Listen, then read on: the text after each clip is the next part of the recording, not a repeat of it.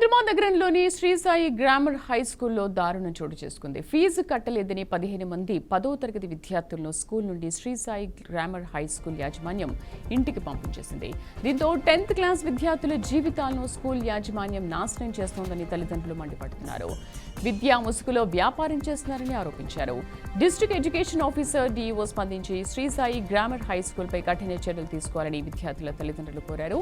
స్కూల్పై చర్యలు తీసుకుని 15 మంది విద్యార్థులకు న్యాయం చేయాలని విద్యార్థులు డిమాండ్ చేస్తున్నారు. ఎంత ఫీజు? 13,000. ఏ స్కూల్? ఏ బ్రాంచ్? ఎంత ఉంది ఫీజు? 959. మీది? 13,000. ఏమన్నారు? ఇలా పంపించారు, ఫీజు తీసుకొని రాదు. ఎంతమంది? 50. ఒక 12 10 మంది ఉన్నారు. 10, 12. మీరు ఏ క్లాస్? 10th. 10th ఎంతమంది ఉంటారు విద్యార్థులు? 150, 180. 180లో ఎంతమందిని పంపించారు? 10, 12 మందిని పంపించారు. ఇలా ఒకటి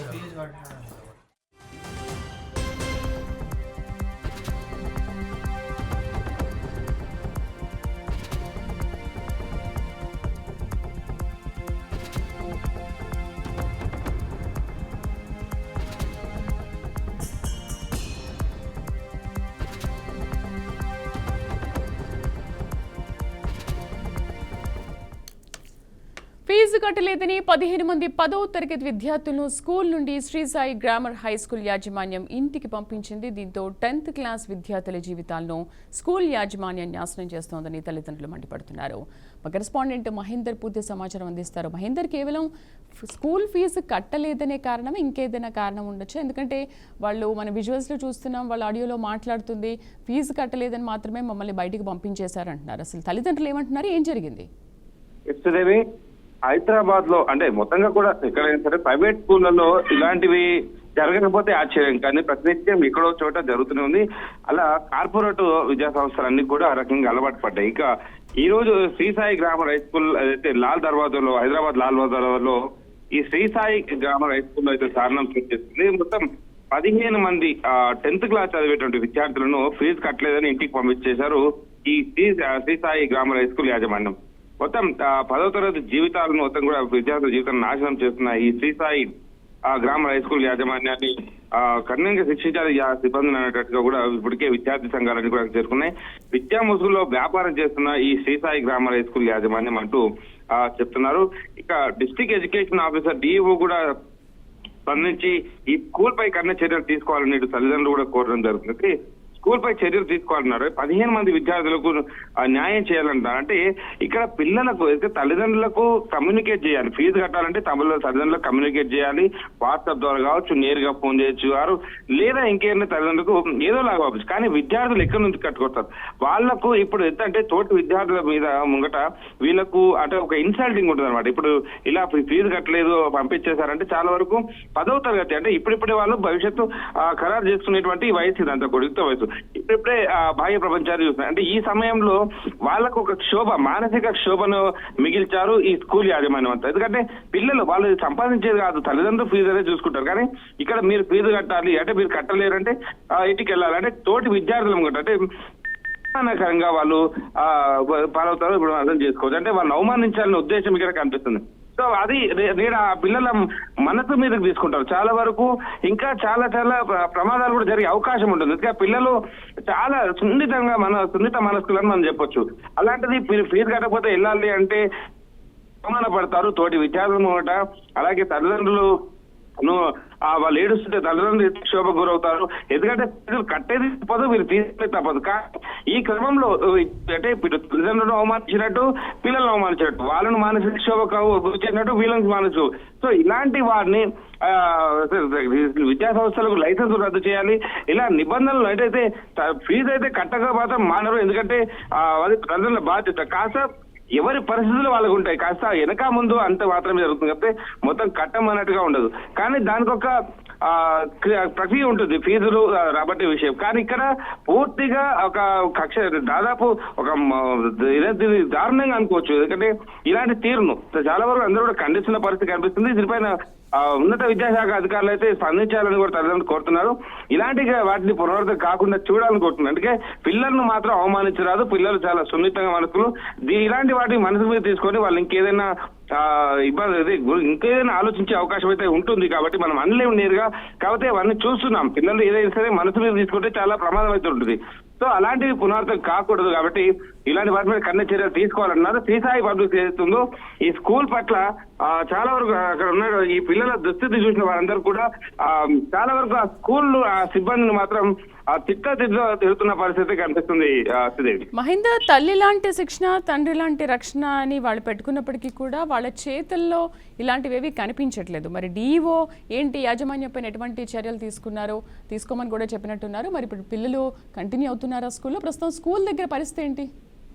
అంటే ఇప్పటి వరకు విద్యాధికారులు ఎవరు మాత్రం అక్కడ చేరుకోలేరు.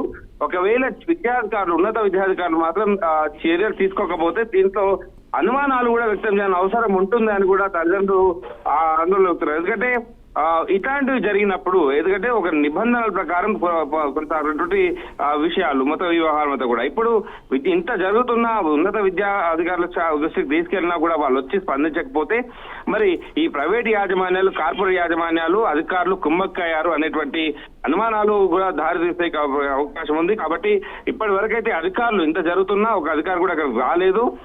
కేవలం ఇదంతా రోజు ఉండే తతంగమే కదా, ఇంకా మాకెందుకు లేని చేతులు చూపేసుకునే క్రమంలోనే ఉన్నట్టుగా తెలుస్తుంది. కానీ ఇంతవరకు అధికారులు వచ్చి కనీసం స్కూల్ యాజమాన్యాన్ని కానీ సిబ్బందిని కానీ మందలిచ్చిన దాఖలాలు ఇక్కడ కూడా కనపడలేని పరిస్థితి కనిపిస్తుంది. సో ఇది ఒక శ్రీసాయి స్కూల్ కే పరిమితం అని కాదు, మొత్తం రాష్ట్ర వ్యాప్తంగా ఉన్న కార్పొరేట్ స్కూల్ ఇది శ్రీ చైతన్య నారాయణ ఈ సందర్భంలో వాళ్ళు తీసుకోవచ్చు. ఇలాంటి వాటికి ఆద్యం పోసింది శ్రీ చైతన్య నారాయణ లాంటి కళాశాలలు. సో వాళ్ళు చేయగా ప్రభుత్వం చూసి చూడనట్టు వదిలినప్పుడు మేమెంత మమ్మల్ని ఎందుకు పట్టించుకుంటుందిలే అనేటువంటి ధోరణిలో ఇలాంటి ప్రైవేట్ పాఠశాలలు అయితే రెచ్చిపోతున్నారు. మరి వీటిపైన అధికారుల దృష్టి లోపం అయితే ఖచ్చితంగా ఉంది అని మాత్రం క్లియర్ గా చెప్పొచ్చు. దాంట్లో ఎలాంటి సందేహం లేదు. విద్యార్థులను మానసిక క్షోభకు గురి చేసినటువంటి ఇటువంటి పాఠశాలల పట్ల చర్యలు తీసుకోవాలని విద్యార్థి సంఘాల నేతలు మాత్రం చాలా వరకు ఇక్కడికి వచ్చి ఆందోళన చేయడానికి సన్నద్ధమైన పరిస్థితి కనిపిస్తుంది. మహేందర్, కేవలం ఆ బ్రాంచ్ లోనే ఇలా ఉన్నాయా? అంటే Sri Sai group of education schools మిగతా బ్రాంచ్ లో కూడా ఇలాగే ఉన్నాయా? మన వెలుగు చూసాయా? ఒకటి సిబ్బందికి మేనేజ్మెంట్ చెప్పిన తీరని చెప్పొచ్చు. ఇక్కడ మేనేజ్మెంట్ ఏదైతే రూల్ పెట్టిందో ఆ రూల్ ను సిబ్బంది పాటించాలి. అది మేనేజ్మెంట్ ఒకటే అయినప్పుడు 100 బ్రాంచ్లు ఎదిగినా కూడా అదే ధోరణి మాత్రం వ్యక్తం అవుతుంది. ప్రతి బ్రాంచ్ లో ఇదే ఉంటుంది. కాకపోతే విద్యార్థులు బయటకు చెప్పుకోలేరు, తల్లిదండ్రులు బయటకు చెప్పుకోలేని పరిస్థితి. నేడు 1 కాదు 2 కాదు 15 మంది విద్యార్థులు ఒక్కసారిగా బయటికి రావడంతో ఈ విషయం పొక్కింది. ఈ మొత్తం ఈ శ్రీసాయి పబ్లిక్ ఏదైతే ఉందో దీంట్లో ఈ వ్యవహారం ప్రతి బ్రాంచ్ లో కూడా ఇలాంటిదే చేస్తారు. ఇలాంటిది ఈ శ్రీసాయి గ్రామర్ హై స్కూల్లో జరుగుతూనే ఉంటుంది.